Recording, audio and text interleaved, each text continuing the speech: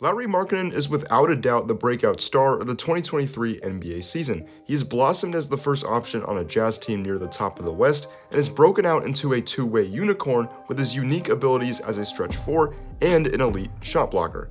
Markkanen was taken 7th overall in the 2017 NBA draft, but given his overall talent and potential as a 7-foot marksman, I believe he should have been drafted higher. Let's take a look at what happened to the 6 players drafted before breakout star Lauri Markkanen and see how their careers have panned out. Drafted with the first pick, we have Markelle Fultz. He's kind of had an interesting career. He was supposed to be a guy that paired with Ben Simmons and Joel Embiid in Philadelphia, but he had some shoulder problems that really limited his shooting ability and really ability to stay healthy and be on the court in general. So they traded him to the Magic in 2019, and he's pretty much been on there ever since. Now, he has had some injury issues at times. He still kind of tried to rehab and get back, at least as far as the shooting form goes. And really the big thing was just when he was really showing signs of progress and when he had really, I would say, a pretty solid 2020 season, he tore his ACL early in the 2021 season, and he hasn't played this season after fracturing his big toe, which he did before training camp. He's a solid defender, solid playmaker, solid finisher, but he just can't stay healthy. I mean, he is a really, really talented player. It's just, like I said, health is the main issue. His jump shot is still getting back to normal after all those shoulder issues in Philadelphia. But overall, he just needs to stay healthy and really get back on the court. I think he can be a good contributor and be a good, guy that really facilitates winning. His last season stats, he averaged 10.8 points, 2.7 rebounds, 5.5 assists, 47.4% from the field, 23.5% from three, which isn't good, but he has improved at the free throw line. He was 89.5% from the free throw line in 2021 and was 80.6% from the free throw line last season. So hopefully he can stay healthy, get back on the court with the Magic, and really start making a name for himself over the next couple seasons. At number 2, we have Lonzo Ball. Obviously, he was supposed to be kind of the point guard of the future for the Lakers. Didn't work out, and he obviously got traded to New Orleans in 2019 for Anthony Davis. And then the Pelicans didn't want to keep him, and the Bulls signed him to a 4-year, $84 million deal back in 2021. So now he's been on the Bulls, and unfortunately, he has had 3 surgeries on a torn meniscus he sustained in January 2022. He still hasn't played this season after having that 3rd surgery, but when he's healthy, which kind of the same thing with Markelle Fultz, if he stays healthy, he's one of the best guards in the NBA. He's one of the best 3-and-D players in the NBA in general. The Bulls are much better with him healthy. His plus-minus and on-and-off numbers are really, really good, and that's been the case with every team he's been on. But like I said, Ball can't seem to get healthy, and especially really can't seem to get that knee right, which is really unfortunate.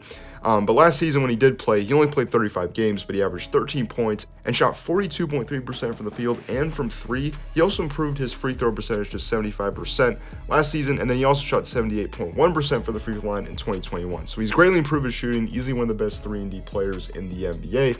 And also in that season, he averaged 5.1 assists, 1.8 steals, and 0.9 blocks. He's easily an all-NBA defender, but just with Markelle Fultz, it's health, and hopefully he can stay healthy going forward.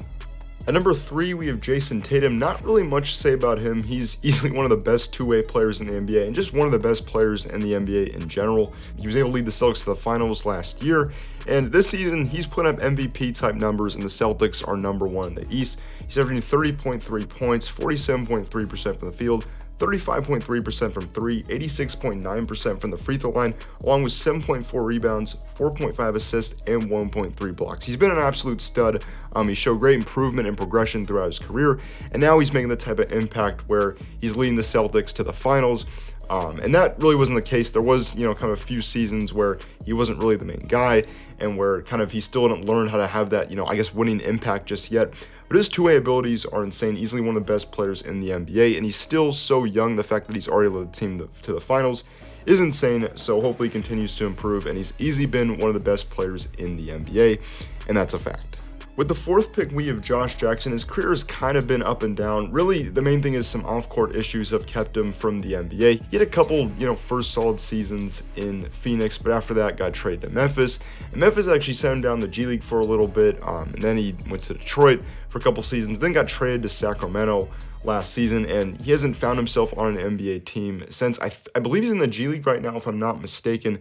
But last season in Detroit and Sacramento, he averaged 6.4 points, 2.8 rebounds, 1.1 assists, shooting 40% from the field and 25.4% from three, and also shooting 71.4% from the free throw line. Unfortunately, just hasn't worked out for him. I think he has really all the talent to be a good NBA player.